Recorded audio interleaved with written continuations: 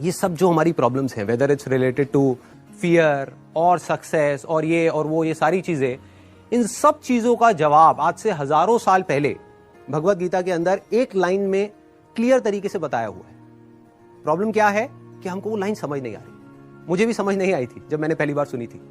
वो लाइन क्या है आप सबको पता होगा कि कर्म किए जा, फल की इच्छा मत कर। जब मैंने पहली बार इसको सुना, मैंने कहा यार कर्म किए जा, फल की इच्छा मत कर, इसका मतलब तो यही हुआ ना कि ये तो बकवास है। क्योंकि आज के टाइम में अगर हम देखें अपने आसपास में तो इसका एग्जैक्ट ऑपोजिट हो रहा है। सबसे ज्यादा मेहनत कौन कर रहा है? एक रिक्शे वाला कर रहा है कि नहीं? और उसको क्या फल मिल रहा है? कुछ भी नहीं। और ऐसे बहुत सारे लोग हैं जो बहुत मेहनत कर रहे हैं, उनको रिजल्ट कुछ भी नहीं मिल रहा। तो खेल है क्या? खेल क्या है कि हम इसको बारीकी से समझ नहीं पाए। मैं भी समझ नहीं पाया था। फिर जब इसके ऊपर एक एक वर्ड को इसको पकड़ने की कोशिश करी और समझ आया, तब क्लियर होता चला गया कि एग्जैक्टली कर्म करना कैसे है। देखो, कर्म भी सही डायरेक्शन में करना है, तभी रिजल्ट आएगा ना।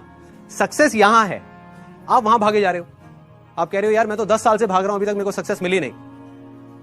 तो फंडा क्या है कि डायरेक्शन गलत है। कर्म गलत डायरेक्शन में हो रहे हैं। अगर कर्म सही डायरेक्शन में हो जाए तो प्रॉब्लम सॉल्व। अब देखिए क्या है ये, कितना आसान है कि हमारे सारे डर खत्म हो जाएंगे और पूरी तरह से खत्म हो जाएंगे। सक्सेस जो चाहिए, जितना चाहिए वो हमको मिल जाएगा। इसका मतलब कुछ लोग क्या निकालते हैं कि कर्म किए जा, फल की इच्छा मत कर, इसका मतलब कि फल नहीं मिलेगा, जबकि ये नहीं है। भगवत गीता में जब भगवान श्री कृष्ण उनको, अर्जुन को बोल रहे हैं तो किस लिए बोल रहे हैं? लड़ाई को हारने के लिए, लड़ाई को जीतने के लिए? लड़ाई को जीतने के लिए, वो भी एक इतना बड़ा युद्ध, उसको जीतने के लिए बोला गया है, ना कि हारने के लिए। तो अब देखिए किस तरीके से काम करता है। सबसे पहले देखते हैं कर्म क्या है। कर्म 3 लेवल पे होते हैं। एक है जो हम अपनी बॉडी से करते हैं, जो हम समझते हैं कर्म का मतलब कि जिसको हम मेहनत बोलते हैं। वो कर्म इंपॉर्टेंट है ही नहीं, मैटर ही नहीं करता। मतलब अगर उसकी इंपॉर्टेंस वाइज अगर आप मुझसे पूछो out of 100, out of scale of 100, मैं कहूंगा 1% है उसकी इंपॉर्टेंस। क्या बॉडी से क्या कर रहे हो वो मैटर नहीं करता। फॉर एग्जाम्पल, 2 लोग हैं, 2 लोग एक ही काम कर रहे हैं, एक जैसा काम कर रहे हैं बॉडी से, दोनों ही एक आदमी को मार रहे हैं।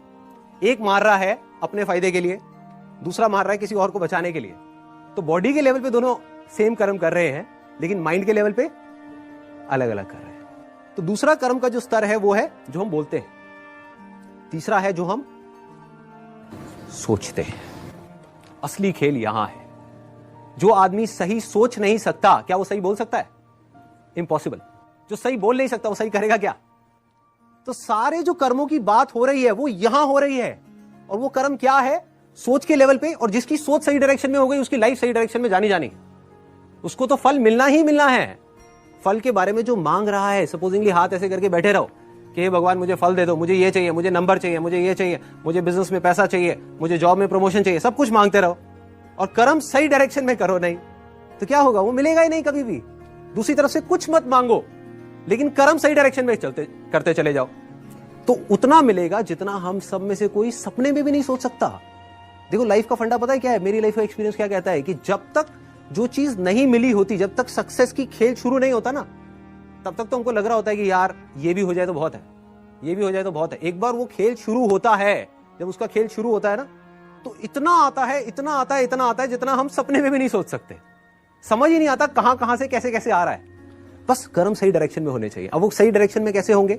अगर मैं बुद्धि की स्तर की बात करूं, जो उसमें महाभारत में समझाया गया है, 2 जगह है जहां पे आप अपने माइंड को लगा सकते हो।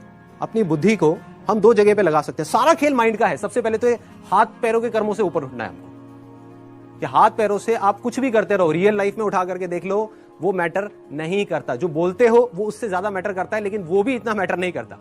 कोई आदमी बोलता तो बहुत बड़ी बड़ी बातें, जब करने की बारी आती है कुछ भी नहीं करता। ये अंदर कुछ और सोच रहा है, बोल कुछ और रहा है। जब ये तीनों चीजें सिंक हो जाती है कि जो आप सोच रहे हो वैसा ही आप बोल रहे हो और वही आप कर रहे हो, तब मिरेकल्स होना शुरू हो जाता है। तब कुछ एक्स्ट्रा ऑर्डिनरी होता है, तब हिस्ट्री क्रिएट होती है। तब वो चीज होती है जिसके लिए सक्सेस बहुत छोटा वर्ड है। सक्सेस से कुछ बहुत बड़ा हो जाता है जो हमने सपने में भी नहीं सोचा होता।